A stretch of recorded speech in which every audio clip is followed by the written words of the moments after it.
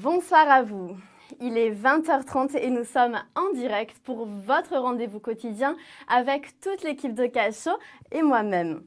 Vous jouez ce soir pour la somme de 2000 € à vous partager avec tous les joueurs. On vous souhaite bonne chance pour ce nouveau jeu. Pensez à vous connecter avec votre compte Facebook afin de supprimer une réponse fausse et aussi inviter votre famille et vos amis afin de gagner des vies supplémentaires. Alors ce soir, nous avons reçu beaucoup de dédicaces, dont celle-ci, qui est Paolo et Alissa, qui se sont fiancés hier. Toutes nos félicitations les amis. Alors ça c'est Ashor qui travaille pour une colonie de vacances, qui nous a envoyé cette photo. Bonne chance à vous. Dédicace aussi à Alice de la part de Tristan, à Antoine et son cousin Léo, et bon anniversaire à la petite Sophia qui fête ses 6 ans. Restez jusqu'à la roue de la fortune ce soir. On espère que vous avez bien révisé pour votre jeu, car Cachot, ça commence maintenant.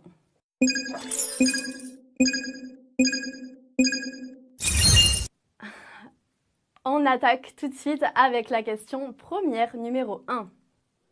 À quel mouvement se rapportent les termes de louveteau et d'éclaireur? Au scoutisme, au mouvement hippie, aux jeunes socialistes?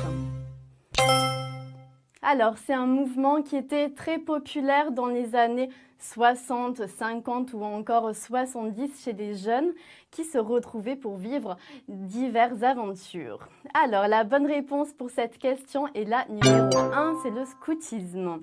Le scoutisme, c'est un mouvement de jeunesse qui repose sur l'apprentissage de valeurs fortes, comme la solidarité, l'entraide et le respect de son prochain. Son but est d'aider les jeunes à former leur caractère et leur personnalité. Rien que ça, c'est beaucoup de travail. Allez, on passe à la question suivante, la question numéro 2. De quoi parle-t-on quand on évoque une queue de pie? D'un foulard, d'une veste, d'un collier?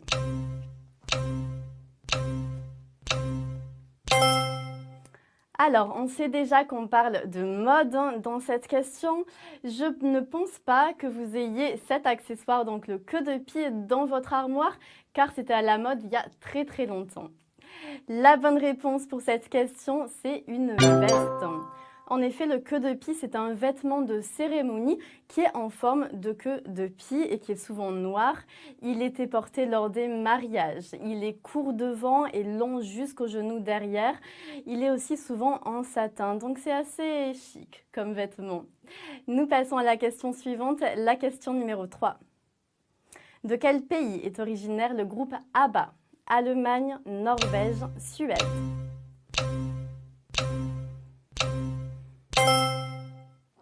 Money, money, money must be funny in the rich man world. Et oui, ça fait longtemps qu'on n'avait pas chanté, du moins que je n'avais pas chanté. Et money, money, c'est aussi ce pourquoi vous jouez, c'est l'argent ce soir. La bonne réponse pour cette question, c'est la Suède. Le groupe s'est fondé à Stockholm dans l'année 1972, en novembre exactement, et a sorti des titres mondialement connus. Ils se sont séparés en 82, mais ils ont annoncé leur grand retour il n'y a pas très longtemps, donc peut-être que vous avez l'opportunité de les voir sur scène et de chanter pour de vrai, j'espère mieux que moi, money, money, money. Allez, on arrête, on passe à la question suivante, la question numéro 4. Qu'est-ce qu'on ne trouve pas dans une peinture de style nature morte? Des humains, des objets, des fruits? Alors la question est assez facile, nature morte.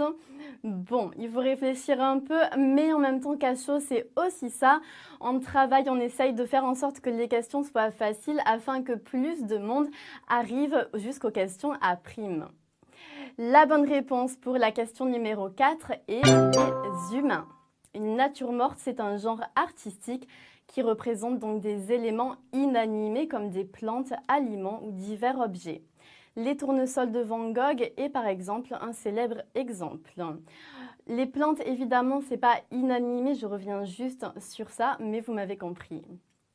Passons à la question numéro 5. Quel est le nom du smartphone commercialisé par Sony? Xperia, Wiko, Asus. Alors, si vous avez un smartphone Sony, prenez-le vite. J'imagine que vous l'avez déjà dans la main et regardez, retournez-le pour voir s'il y a marqué par hasard Xperia. Xperia qui est la bonne réponse pour cette question numéro 5. Donc Xperia, c'est la gamme de smartphones et de tablettes développée par Sony. Le premier téléphone Xperia est sorti en 2008 et depuis 2010, tous les produits Xperia ont Android comme système d'exploitation. Nous arrivons maintenant aux questions à prime et vous êtes 22 000 et quelques à être avec nous. Alors c'est pas mal. Notre vœu d'avoir plus de gens qui gagnent de l'argent a été exaucé. Accrochez-vous, restez avec nous. On attaque avec les questions à prime. Et on commence avec la question numéro 6. Quel film a reçu l'Oscar du meilleur film en 2015? Birdman, Moonlight, Boyhood. L'acteur américain Michael Caine interprète le personnage principal dans ce drame un tout petit peu fantaisiste. La bonne réponse pour cette question, c'est Birdman. Réalisé par Alessandro González Iñárritu, le film atteint la consécration en 2015 en étant récompensé à 4 reprises lors de la cérémonie des Oscars en 2015. Le réalisateur reçoit également l'Oscar du meilleur réalisateur. Nous passons à la question numéro 7. Quelle écrivaine a débattu avec François Fillon dans l'émission politique en 2017? Annie Ernaux, Christine Angot, Anna Gavalda. C'est une écrivaine qui est célèbre pour ses coups de gueule et son franc-parler. Vous l'avez sûrement vu peut-être à la télévision si vous vous intéressez aux livres ou à la politique, peut-être dans l'émission de Laurent Ruquier également.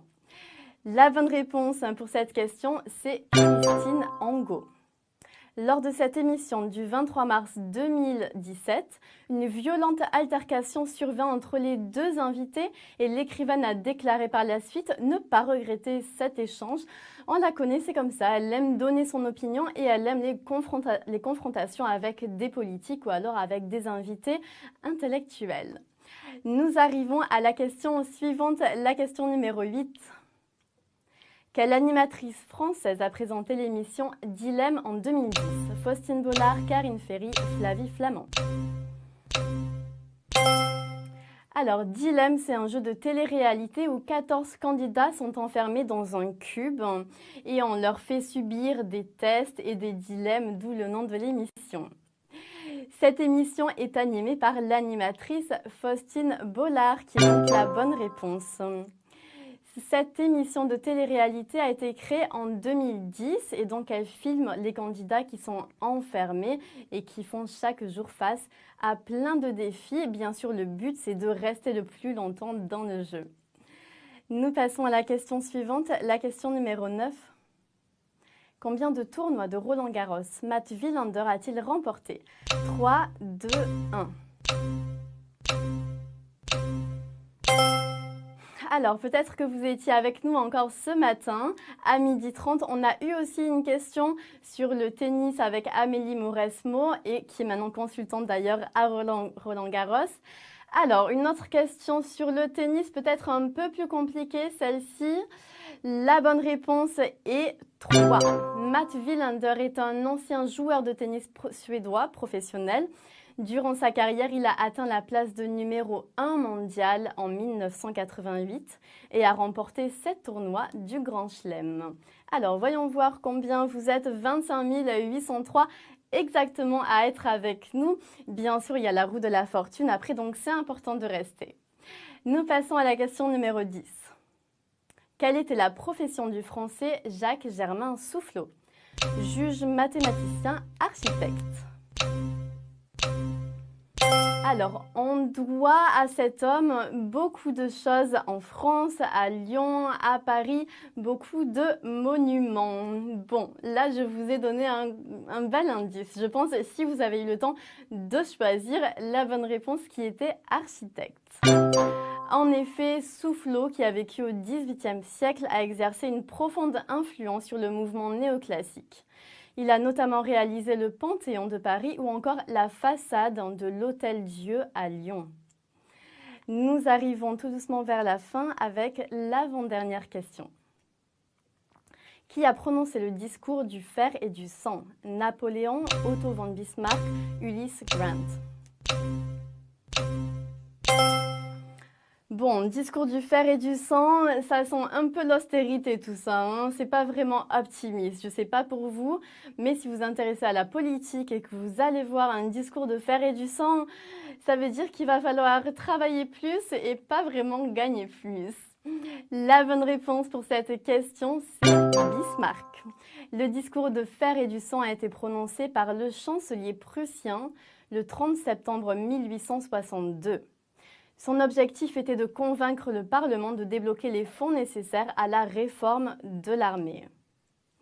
Alors, nous arrivons maintenant à la question numéro 12. C'est une question un peu difficile, alors accrochez-vous, reste avec nous, on reste focus, on reste concentré. La dernière question.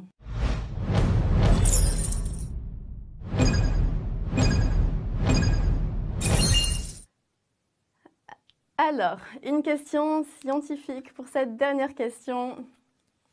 Qui a inventé l'hygromètre à condensation? John Frederick Daniel, John Wittgenstein, William Cullen. Bon, alors je vous ai prévenu, c'est compliqué. Moi, j'avais pas la réponse alors que j'adore les sciences. J'espère que vous, de votre côté, vous l'avez. La bonne réponse pour cette dernière question, c'est John Frederick Daniel. Inventé en 1827, cet appareil sert à mesurer l'humidité qui est présente dans un mélange gazeux en se basant sur la mesure de la température du point de rosée. Voilà, oui, on dirait un doctorat en physique dit comme ça, mais c'est comme ça. Alors, les prix s'affichent tout de suite. Donc, pour la question numéro 12, vous étiez 678 à trouver la bonne réponse. C'est pas mal, étant donné la difficulté de la question. Alors, à la question numéro 8, 4051, vous avez gagné 2 centimes. Heureusement, il y a la roue de la fortune qui arrive tout de suite. Et donc, d'abord, on va voir le prix des gagnants. Alors, Nastaïa, tiens, une joueuse qui a à peu près le même prénom que moi, salut à toi. Jaxvi, Cardin, Munachi, on a Steven36, Brian, Cheese Easter, Yuri, Sailor. Félicitations à vous, vous avez gagné 2,15 €. Et vous pouvez gagner encore plus avec la roue de la fortune qui arrive maintenant. Alors, je vous rappelle que vous avez 4 choix. Donc, le premier choix, vous pouvez supprimer les 5 premières questions où vous ne gagnez pas d'argent. Vous pouvez ensuite doubler vos gains, ce qui peut être très utile. Vous pouvez avoir une vie supplémentaire ou alors, la dernière, vous pouvez supprimer une réponse qui a été fausse. Voilà, la roue de la fortune, c'est fini. Cachot, c'est fini pour aujourd'hui. On se retrouve demain à 12h30 pour toujours 2000 € en jeu. Passez une très belle soirée en famille et bon anniversaire encore à la petite Sophia. J'ai vu le gâteau que vous nous avez envoyé sur Facebook, ça a l'air très bon. Régalez-vous bien et au revoir à tous, à demain. Ciao!